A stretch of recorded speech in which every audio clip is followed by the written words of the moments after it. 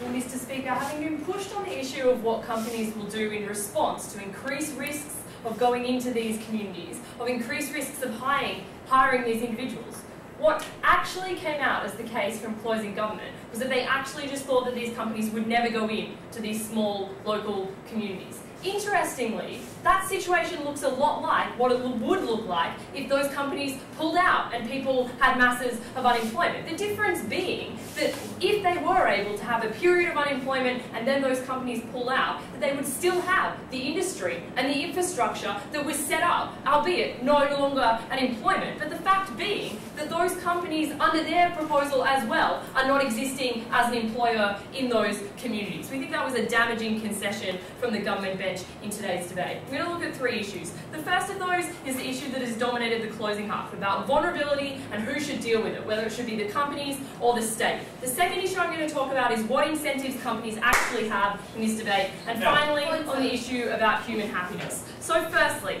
on the idea of vulnerability, what we heard in extension from the closing government was that there were two reasons why companies should deal with this vulnerability. They were, firstly, that they have to deal with social externalities like the environment, and secondly, because they created the mono-industrial states. I'm going to deal with the mono-industrial communities first.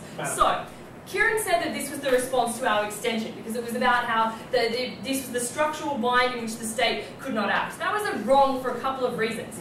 Even these guys acknowledged that the state, to some extent, has created these mono-industrial industries. We think they are created by lazy states because they are the ones that are creating the infrastructure. And this just increases the incentive for that state to be lazy in allowing the creation of the mono-industrial community because they don't have any need to actually diversify that economy. They don't have any need to deal with the social security issues that those people would engage with if they were left unemployed because they have just sold that responsibility out to corporations. So to the extent that we allow mono-industrial communities to exist, we think that the state will allow even more of them under this proposal because they have no incentive to ensure that those communities are diversified or economically stable in the long term. Our second response to this is what I said in my introduction, is if they are so concerned about mono-industrial communities, they then went on to say that no company will actually go into it. We think that that's problematic because they forsake all of the stimulus to the local economy of the infrastructure from the outset of that company going in, which was something that they all spoke about in regards to the building of roads and the building of factories, which even if that company pulled out would still continue to be beneficial to that community. So secondly, on the idea of why they have to pay no thanks for social externalities, the analogy that we were provided here by Amit was environmental damage, which was conveniently dropped by Kieran because we pointed out that they are in no way analogous because obviously the environment, no thanks, is something that is needed in perpetuum. It is not needed for communities to engage in non-competitive, unproductive labour in perpetuum. We think that letting them fail in this circumstance would be better, and that's not the analogy that they could point to in regards to the environment. No thanks. So what did we bring you on the idea of vulnerability? We told you that when you sell out the fact that these communities are vulnerable to the responsibility of corporations, it means that the state has less of an incentive to deal with that problem themselves. So it means that the state doesn't act so early to deal with the fact that these economies are unproductive, that they're not diversifying, that they are stagnant. We provided you a model that we think falls to our side of the house of Germany. Obviously, the German automotive industry has massively declined in certain areas of manufacturing since the development of emerging markets. However, the German government has engaged in sponsoring things like the green industry and small specialised parts of auto firms, no thanks to me, like BMW. And they have done that in order to make their economy stronger in the long term. That's the type of government proactivity that we need in order to ensure that the economy is diversified and in order to ensure that it's good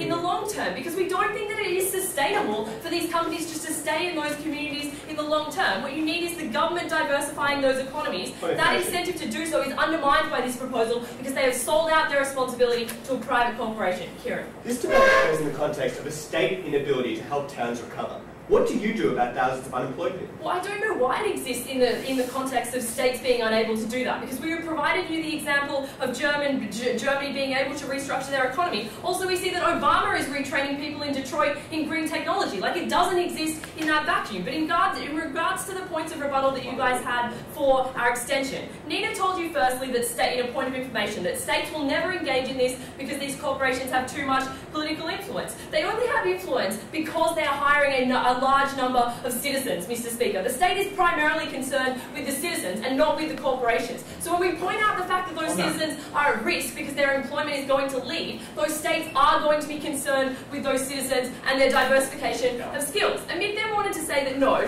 the state always has an interest in making sure that people are paying taxation. The reason why that doesn't hold is because whilst they are not being a net benefit to the state under this proposal, they're also not being a net cost. They're not being paid social security by the state. They're being paid it by the corporation, which means it's very easy to ignore that as a political issue as you are the state. Secondly, what incentives do companies actually have under this proposal? Because a lot of the material you heard at opening government was the reasons why companies would just leave on a whim. We told you firstly that if they cut their employment contracts like tomorrow, they would have to pay significant penalties to their employees for terminating that contract. That was an important observation to make. But moreover, all of the things that they told you were reasons for these companies to be so entrenched. Things like infrastructure, things like roads and factories were reasons why those companies wouldn't want to leave at a whim because they were so established in those communities. And secondly, we told you that these companies weren't always offshoring everything. Like German automotive companies offshored some things, but they also specialised in other things. So we didn't think they were going to be moving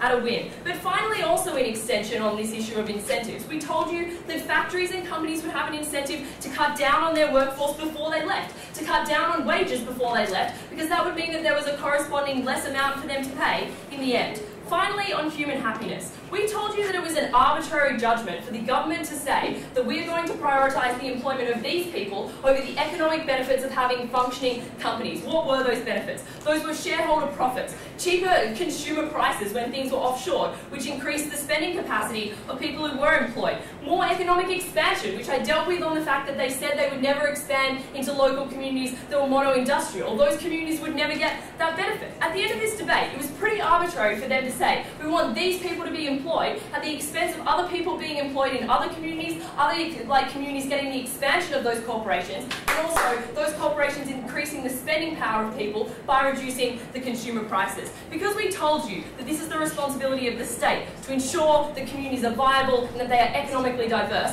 that's the reason why the motion must fall. Thank you very much. I can cross the floor, take out.